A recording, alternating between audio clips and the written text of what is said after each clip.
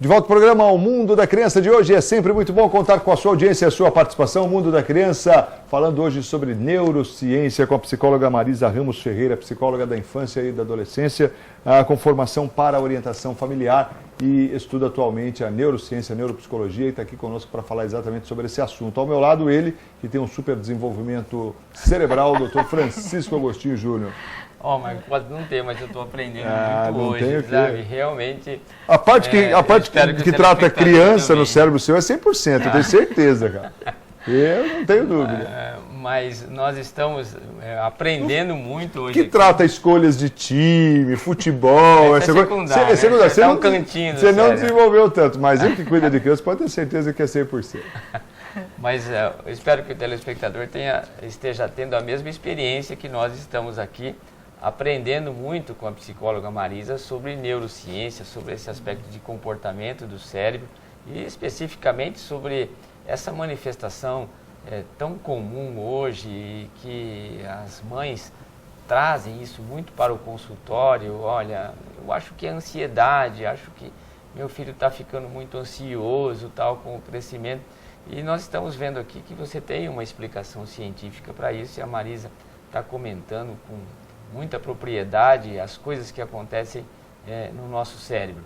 Mas, Marisa, a gente deixou assim bem claro que esse aspecto da ansiedade tem muito a ver com a genética, né? Sim. E tem muito a ver com o ambiente que a criança vive, né? E aí, assim, a preocupação, e certamente o pai está lá preocupando, mas está perguntando, mas quando eu abordo isso, que eu vejo que um pouquinho de ansiedade, se é de convir, mesmo que você seja a psicóloga do assunto, você também tem, como nós também temos, né? Mas ficamos ansiosos, vai jogar Corinthians e São Paulo amanhã, a gente fica preocupado. Fica, né? Mesmo? Não fico mais. Mas é só para dizer que as coisas já falou assim, simples. O Córtex já falou assim, fica tranquilo, não tem risco. Não tem risco. Já São Paulo, não tem risco. Já. Mas, na verdade, a gente fica preocupado com coisas simples, né? Gera uma ansiedade antes de começar o programa, a gente gera um pouquinho de ansiedade, brincadeira. Mas eu acho que fica mais com as várias circunstâncias, com a dívida que tem que pagar. Agora, a criança em si, quando é que o pai, assim, olha, essa ansiedade está dentro de limites, como é que a gente pode... O que é normal para esse pai, para ele saber, ó, meu filho é ansioso, mas isso é normal. Quando que é que eu vou procurar a doutora Marisa lá? Quando é patológico. Instituto Cognitivo Comportamental, né? Quando é que eu vou procurar ela lá no Instituto Cognitivo Comportamental? Rua 21 de abril, Rua 263. 263, está lá na tela aí, ó. O Gustavo é rápido. Então, quando é que isso é normal?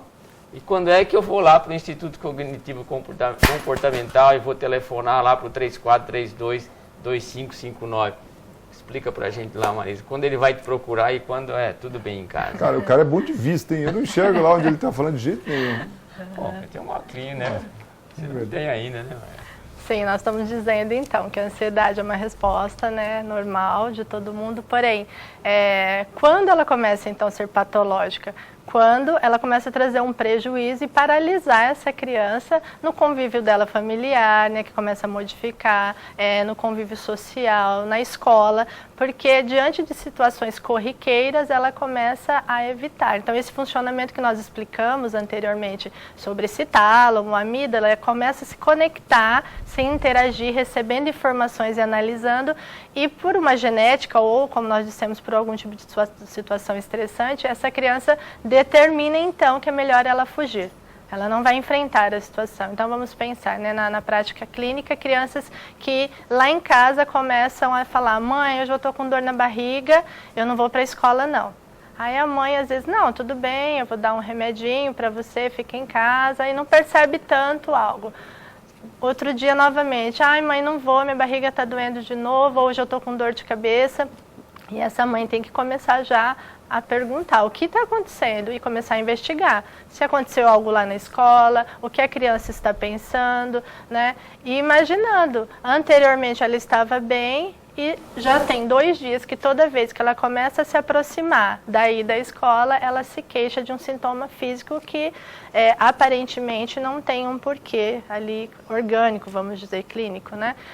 E aí a mãe precisa começar então a prestar atenção, porque hoje nós vivemos realmente um mundo, né, com uma vida corrida, né? Os pais lançam mão realmente, né, de cuidadoras, babá, de escolinhas para os filhos, e é muito importante que eles tenham uma interação muito grande com todas essas pessoas e esses locais, porque essas pessoas e locais estão com seus filhos uma grande parte do tempo e vivenciando várias situações com ele. Então, como eu disse, a maturidade cerebral de uma criança ainda, né, está no seu início, e a criança não consegue explicar para o pai, olha, eu não vou para a escola porque eu estou com a dor na barriga, porque aconteceu isso. Muitas vezes nem a criança consegue fazer essa relação da dor com a ida na escola. Então, os pais precisam estar atentos na frequência daquela queixa da criança ou do que eles estão percebendo, se aquilo é intenso ou não, porque sentir uma euforia porque vai ter algo novo para fazer no outro dia, alguma coisa, né, que vai acontecer na escola, isso é normal para todo mundo, é até bom, sinal de que estamos vivos e estamos sentindo e pensando, mas a partir do momento que entra num prejuízo realmente, aí precisa já começar a procurar ajuda. Dá para chamar isso de somatização? Também, sim. Sim. Esse até, não só os pais precisam estar atentos, mas como nós, médicos também, que cuidamos das crianças, sabe? Porque é isso que ela falou, da dor na barriga e a relação com a ausência da escola ou a ansiedade para ir na escola, e não é só dor de barriga, dor abdominal. Você tem crianças que têm dor de cabeça, sabe? Começou a chegar a hora de ir para a escola, Dói a cabeça. Dói a cabeça. Tontura. O Cauê, quando tem problema de matemática, é assim. Os Cauê é o fatores. filho dele. E quando fala que vai ter matemática... Dói tudo. Tem fator Não genético, não Marco, muito envolvido bem. nisso? Total. Não tenha dúvida disso. Então, você vê que essas coisas para nós, pediatras que cuidamos lá, e que como queixas comuns, dor abdominal em criança, dor abdominal recorrente em criança, para nós coisa de toda hora ou de todo dia, né? Mas nós chamamos isso assim, dos aspectos funcionais, né? Que não há uma doença orgânica, né? E que acaba levando a uma manifestação de dor. E não é só isso, há crianças que começa a chegar a hora para a escola, essa ansiedade, né, que começa a apresentar vômito. Sim. Né? Sim. Almoça e apresenta vômitos. E aí é interessante, né, mas que sábado e domingo não dói, né? Exatamente. Para, né? E férias também não dói. Mas talvez assim, no domingo à noite já deve começar, né? Isso, e assim, não precisa nem chegar às férias de fim de semana. É tão puro e tão nítido isso na criança que ele reclama dessa dor, a hora que a mãe diz, tá bom, você não precisa ir, ele rapidamente volta a brincar e não manifesta mais aquela dor. Então é muito rápido, a forma que aquele cérebro acata novamente aquela situação e já responde. Interessante isso, porque quer dizer, aí para a dor, o pai fala e a mãe fala assim, isso é sem vergonhice, quando na verdade é realmente uma reação, né? Ele tem essa mesmo. Sem vergonhice, ela tem uma explicação fisiológica, hoje emocional, né? Sim, até porque, só retomando o que o doutor estava dizendo, os pais, quando chegam no consultório, eles não têm a noção realmente de todos esses sintomas de ansiedade. Porque antes era assim, não, eu fico trêmulo, né? Então, eu tenho uma dor só na barriga, mas hoje a tontura, realmente o enjoo, uma visão mais assim borrada, são muitos os sintomas que a ansiedade pode, né, trazer para uma criança e eles têm se queixado e é um relato bacana que eu recebo com frequência das crianças explicando assim, Marisa, eu sinto como cócega dentro da minha barriga, mas isso é tão forte que eu não consigo rir, então eu tenho vontade de chorar. Então, assim, as crianças conseguem também, de uma certa idade, explicar o que é essa ansiedade, né? E a gente precisa contar com os pais e a compreensão deles em relação a isso. Se fica na dúvida, procura uma ajuda para ajudar a esclarecer tudo isso. Isso que ela está falando é emocional, porque mesmo que você tenha uma lombriga dentro da barriga ou uma giardia, não faz cosquinha. Não faz. Não, eu creio que não, né? Fica quietinha, né? Fica quietinha. Só esperando. Só se alimentando. Ela não, né, se manifesta. Não faz cosquinha na barriga das crianças. Ela não quer ser, quando faz cosquinha, mas ansiedade. Mas que você está falando, e até uma pergunta gerada pelo telespectador, assim, Quer dizer, esse nível de ansiedade pode variar de períodos em períodos, não pode? Sim. E pode variar no decorrer do dia. Sim, com certeza. É isso mesmo que acontece, porque o nosso cérebro, a gente estava aqui até conversando em relação a isso, ele é plástico, ele se rearranja durante o dia. Uma gelatina. Isso. Se molda. Isso, exatamente. Ele se reestrutura conforme as situações. Então, não dá realmente para prever, né? Puxa, então essa dor de barriga, ela tem que durar o dia todo, né? Ah, por que de manhã ela não conseguiu ir para a escola, mas eu avisei que agora é hora do futebol no mesmo dia e ela, nossa, tá feliz para ir. Então, muitas vezes os pais ficam com essa dúvida, como o Marcos disse anteriormente, e pensa, será que isso é intencional ou não? Uma criança não consegue manter intencionalmente uma situação dessa por muito tempo. Então é melhor tirar a dúvida, né? É melhor buscar ajuda. Dá para relacionar, Marisa, essas coisas atuais que nós estamos vivendo hoje, em relação à maneira como as crianças estão vivendo, excesso de TV, excesso de computador, excesso de jogos. Próprio celular. O próprio celular. Sim. Quer dizer, essa vida mais, ela é mais parada, né? Comparando isso com uma criança que tem uma atividade física maior, que gosta de esporte, ou que ela tem uma oportunidade para uma atividade mais fora de casa, como jogar, como correr, como nadar, tem uma atividade física diferente. Isso aí tem relação, embora possa haver uma disposição genética, um ambiente mais ou menos, porque nenhuma casa é perfeita, né? Sim. A maneira da criança viver hoje, com esses valores, essas oportunidades, você acha que tem a ver com esse tipo de sintoma que é a ansiedade? Sim, sim, de uma grande forma tudo isso, porque os pais, como eu disse, têm tido uma vida mais corrida.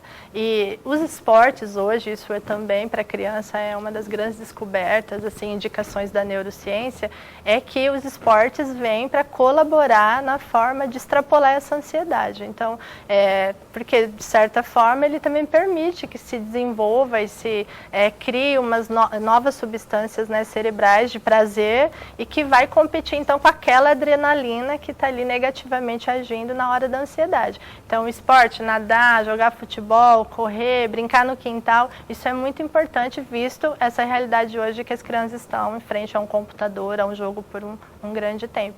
Então os pais precisam fazer dos esportes estímulos positivos, é como eu disse, e não contribuir para que isso também vire algo aversivo. Né? Amanhã tem futebol, você tem que tomar cuidado, tem que fazer um gol, você tem que me trazer essa resposta amanhã. Assim, você vai pro futebol, mas cuidado, não se machuca, hein? Não volte com a roupa suja. Né? Mas então, sujar a roupa de novo não dá. Se for, Mas eu estou ouvindo a Marisa falar, isso explica por que a gente gosta tanto do futebol, porque a gente... É muito prazeroso chegar lá e xingar o Renato, o Luizinho, né? O Luizinho sim, né? O goleiro que engoliu aquele frango, né? Então a gente está realmente colocando a nossa ansiedade, gastando ela aos pouquinhos. Mas o senhor falou uma coisa interessante, doutor, que é essa coisa do tipo de atividade que as crianças têm hoje, que eu até que vem ao encontro do que a Marisa falou, é a questão do relacionamento, né? Os relacionamentos. Hoje a pessoa se relaciona ali, a criança mesmo, virtualmente. E esse tipo de vida, praticando esporte, com outros tipos de brincadeiras também, que tem mais contato, que você está mais próximo de um outro ser muito parecido com você, com as suas particularidades, é verdade, mas com outro ser humano ali. Quer dizer, isso... A socialização cria alguns mecanismos que, de repente, esse outro tipo de vida não cria, né? Sim, sim. E é um momento de laboratório para a criança estar com um amigo, ouvir o não dele, saber esperar a vez, querer a ideia do amigo também e aceitar, porque ela vai precisar disso, né, não só agora, como na vida adulta. Então é muito importante esse contato, sim, e também dentro da família, com os pais, essa coisa de sentar à mesa para comerem juntos, que hoje isso está tão difícil. Muito raro, né? Conversar sobre aquele dia, como foi, e os pais poderem orientar nesse momento. Então não dá para sentar na mesa, pega um outro horário, senta no sofá a família, conversa, tire as dúvidas desse filho, acalme esse filho, dê muito amor para esse filho, mesmo que tenha que fazer uma correção diante de um comportamento, porque só assim nós vamos ter adultos depois, né, com uma predisposição mais tranquila para viver e não tão vulneráveis a transtornos mentais lá na frente, como a gente tem visto. A prevalência hoje, né, aí para as crianças é de 10% de crianças com transtorno de ordem emocional, mais especificamente da ansiedade. Então é um número alarmante isso. Se pensarmos, e muito dessas crianças vão para a vida adulta com essa predisposição a manter esse transtorno lá na frente, se não trabalhado agora. Deixa eu ir rapidinho para o intervalo, eu volto na sequência para a gente falar mais, doutor, para o último bloco. Isso, mas... E você tinha alguma colocação, não? Não, eu sou... Porque tem um pensador não, na verdade um educador francês. Olha, fechem os ouvidos. Não é um aí, educador favor, físico você francês, Edmilce Trindade, conhece? Sim. O professor Edmilce Trindade, que é francês e educador físico, ele sempre defendeu isso, essa questão de atividade física para criança e tal. Já esteve aqui com a gente uma ocasião, né, quando ele esteve no Brasil. Então eu quero só mencionar e mandar um abraço para ele, que está sempre ligado com a gente. É origem baiana. Da Bahia, França, francês, mas baiana. com origem baiana, Edmilce Trindade. Rapidinho a gente volta, não sai daí não. A gente volta com o programa O Mundo da Criança. Até já.